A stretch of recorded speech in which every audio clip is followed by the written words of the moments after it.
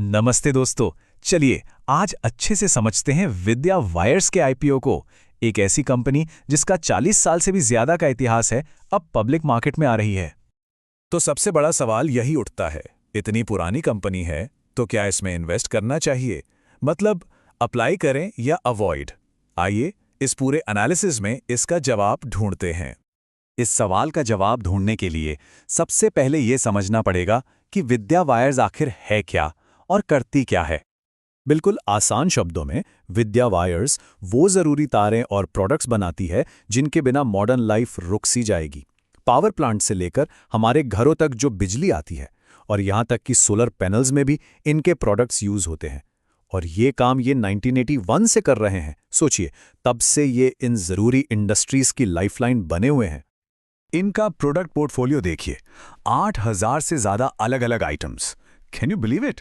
इसमें इनएमेलेड copper wire से लेकर पीवी रिबन्स तक सब कुछ है, जो क्लीन एनर्जी के लिए बहुत ज़रूरी है। इतनी डाइवर्सिटी का फ़ायदा ये है कि कंपनी किसी एक सेक्टर पर डिपेंड नहीं करती। मतलब अगर एक इंडस्ट्री थोड़ी धीमी भी पड़ जाए तो दूसरी इंडस्ट्री इन्हें संभाल लेती है, रिस्क कम हो जाता है। और अब आती है एक बहुत बड़ी खबर। ये कंपनी अपनी मैन्युफैक्चरिंग कैपेसिटी को लगभग डबल कर रही है, सीधे 19,680 मेट्रिक टन से बढ़ाकर 37,680 तक। ये नारसांदा गुजरात में इनके नए प्लांट की वजह से पॉसिबल हो पाएगा। ये इनके फ्यूचर ग्रोथ का एक बहुत बहुत बड़ा संकेत है।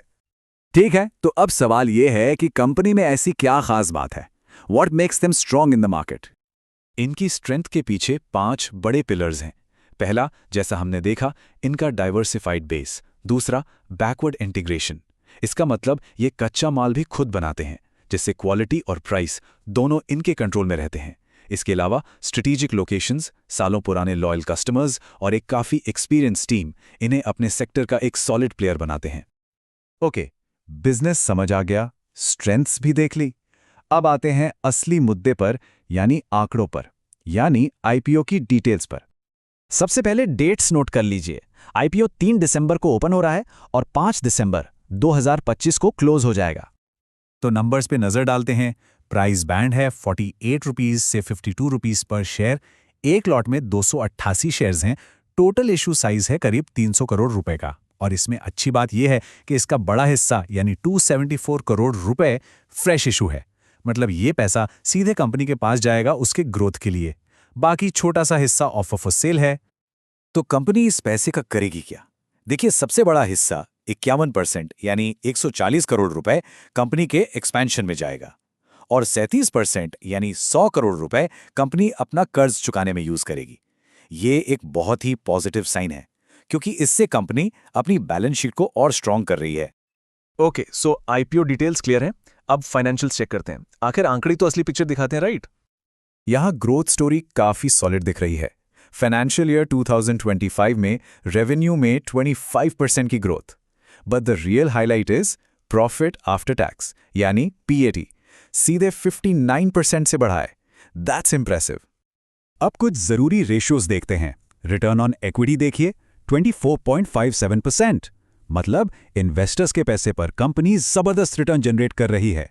हाँ, मार्जिन्स थोड़े मॉडरेट हैं, इस पे आगे बात करेंगे। But debt to equity ratio 1 से कम है, जो कि एक सेफ साइन माना जाता है। और अब आते हैं सबसे इंटरेस्टिंग पॉइंट पर, वैल्यूएशन। विद्या वायर्स का पीई रेशियो है 20 के आसपास और इसके कॉम्पेटिटर्स का एवरेज पीई रेशियो 47 से भी ऊपर है। इसका साफ मतलब है कि यह अपने पीयर्स के कंपैरिजन में काफी अट्रैक्टिव, या कह सकते हैं सस्ते वैल्यूएशन पर आ रहा है। और इस अट्रैक्टिव वैल्यूएशन का असर ग्रे मार्केट में भी साफ दिख रहा है। करंट ग्रे मार्केट प्रीमियम यानी जीएमपी 62 रुपीस पर चल रहा है।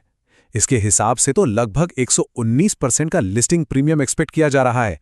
मतलब मार्केट में इसको लेके काफी जबरदस्त बज़ है। तो चलिए अब सारी बातों को समेटते हैं और इसके प्रोज और कॉन्स पर एक नजर डालते हैं। तो पॉजिटिव्स क्या क्या है? Diversified products, solid financial growth, strong ROE, एक बड़ा एक्सपेंशन प्लान, अट्रैक्टिव वैल्यूएशन और मजबूत जीएमपी। लेकिन हर सिक्के के दो पहलू होते हैं। तो रिस्क्स क्या हैं? वेल, प्रॉफिट मार्जिन्स अभी मॉडरेट हैं। कॉपर जैसी रॉ मटेरियल्स की कीमतों में उतार चढ़ाव का रिस्क है। और हाँ, इस सेक्टर में कंपटीशन भी तगड़ा है। सो इतना सब कुछ देखने के बाद वापस आते हैं अपने $1 मिलियन क्वेश्चन पर। अप्लाई या अवॉइड? वेल, इस पूरे एनालिसिस को देखते हुए हमारा व्यू है अप्लाई। लेकिन अप्लाई करने से पहले ये समझना ज़रूरी है कि ये किसके लिए है। अगर आप एक लॉन्ग टर्म इन्वेस्टर हैं जो इंडस्ट्रियल या क्लीन एनर्जी सेक्टर की ग्रोथ में हिस्सा लेना चाहते हैं, तो ये एक बहुत अच्छा मौका हो सकता है। और जहाँ तक शॉर्ट टर्म लिस्टिंग गेन्स की बात है, जीएमपी तो आग लगा रहा है, नो डाउट। लेकिन याद रखें, जीएमपी हमेशा गारंटी नहीं होता, मार्केट वॉलेटाइल हो सकता है। सो लिस्टिंग गेन्स के लिए अप्लाई कर रहे हैं तो रिस्क को समझकर ही आगे बढ़ें। बॉटम लाइन ये है, कंपनी के एक्सपेंशन प्लान्स, इसका डाइवर्सिफाइड बिजनेस मॉडल और स्ट्रॉन्ग फंडामेंटल्स, इन सबको देखकर लगता है कि विद्या वायर्स में लॉन्ग टर्म वेल्थ क्रिएशन का पोटेंशियल जरूर है। लेकिन हम सबकी राय भी जानना चाहेंगे। आप इस आईपीओ के बारे में क्या सोचते हैं? अप्लाई कर रहे हैं या अवॉइड? नीचे कमेंट्स में जरूर बताइएगा। और ऐसे ही एनालिसिस के लिए लाइक और सब्सक्राइब करना मत भूलिएगा। मिलते हैं अगले विश्लेषण में।